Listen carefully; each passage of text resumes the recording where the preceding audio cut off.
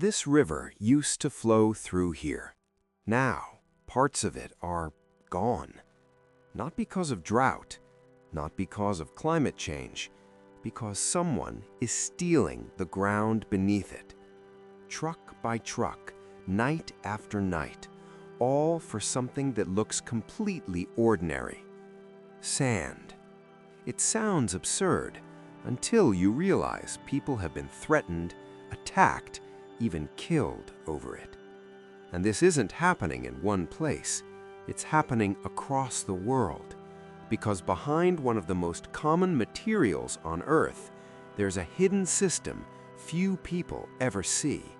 A system built on demand, scarcity, and control. But here's the part that doesn't make sense. Sand is everywhere. Deserts cover entire continents. Beaches stretch for thousands of kilometers. So how can the world possibly be running out of it? And more importantly, how did something so ordinary become so dangerous? Because what most people don't realize is not all sand is the same, and that single detail changes everything. The sand in deserts, it's almost useless for construction. The grains are too smooth, they don't lock together, which means you can't build strong concrete with it. But modern civilization runs on concrete.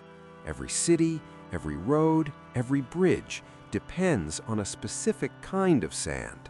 Rough, sharp, angular grains, the kind found in rivers, lakes, and coastlines. And that kind of sand is limited. So now we have a problem, a world building faster than ever before, and a resource that cannot keep up. To build just one average-sized hospital, you need thousands of tons of sand. A nuclear power plant? Hundreds of thousands. We aren't just using sand, we are consuming the crust of the earth.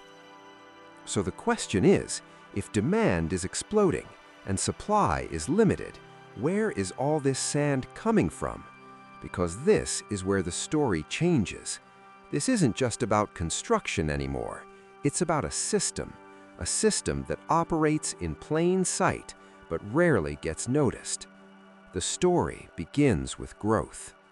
Over the past few decades, cities have expanded at an incredible pace, entire skylines rising almost overnight, millions of people moving into urban areas, more buildings, more roads, more infrastructure, and with that, a massive demand for concrete. Which means a massive demand for sand. But legal sources can't keep up. Environmental laws restrict mining. Rivers need protection. Coastlines are already under pressure. So the market does what it always does. It finds another way. But here's the twist. That other way isn't legal. Illegal sand mining begins. At first, small, local operations digging sand from riverbeds. But as demand rises, so does the profit.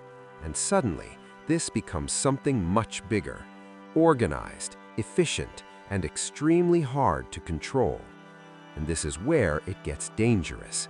Because once money enters the system, power follows, and that power begins to shape everything. In many regions, illegal mining turns into something else entirely, a network, a chain of operators, transporters, and buyers, protected by corruption, driven by demand. This is what people call the Sand Mafia, and it doesn't operate in the shadows, it operates right in front of everyone. Rivers are dredged at night, truck convoys move without records, entire landscapes are quietly reshaped. But what most people don't realize is, this isn't just a local problem, it's a global one. Because the demand for sand doesn't stop at borders. Take Singapore, a small island nation with very limited land. Over the past few decades, it has expanded its land area by more than 20%, not by moving mountains, but by importing sand, millions of tons of it, from neighboring countries. But here's where it gets complicated. That demand has led to tensions. Countries like Indonesia and Cambodia have restricted sand exports because their coastlines were eroding, their ecosystems were being damaged. In other words, one country's growth was coming at the cost of another's land. And this is where the system reveals itself.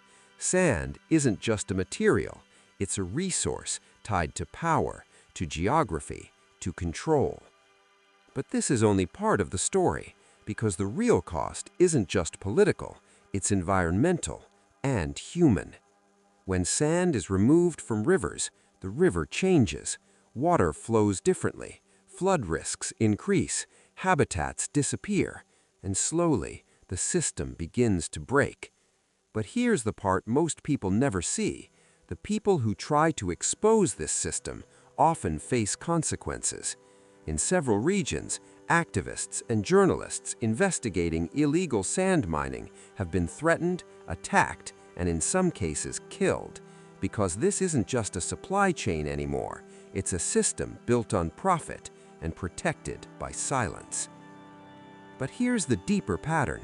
Whenever a critical resource becomes scarce, a parallel system emerges, one that operates outside regulation, outside visibility, outside control.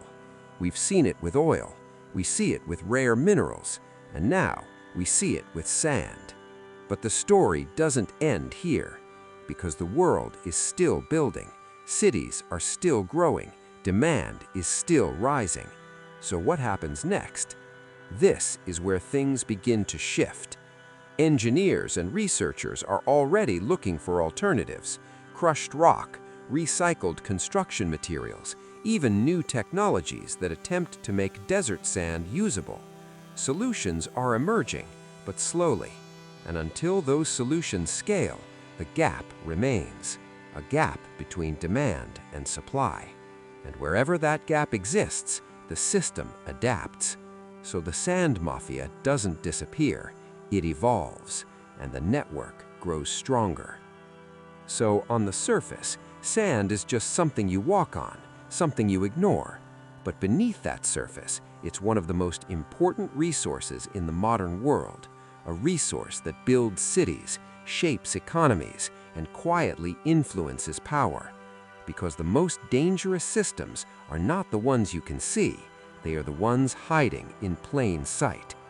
And maybe the most unsettling part is this: the next time you see a skyline rising or a road being built, you're not just looking at concrete, you're looking at a global system of extraction, of demand, of control, and sometimes of conflict. Because the world isn't just running on energy, it's running on materials we barely think about until they start running out. To understand the hidden systems shaping our world, stay part of the flow. Subscribe to Factor of Flow.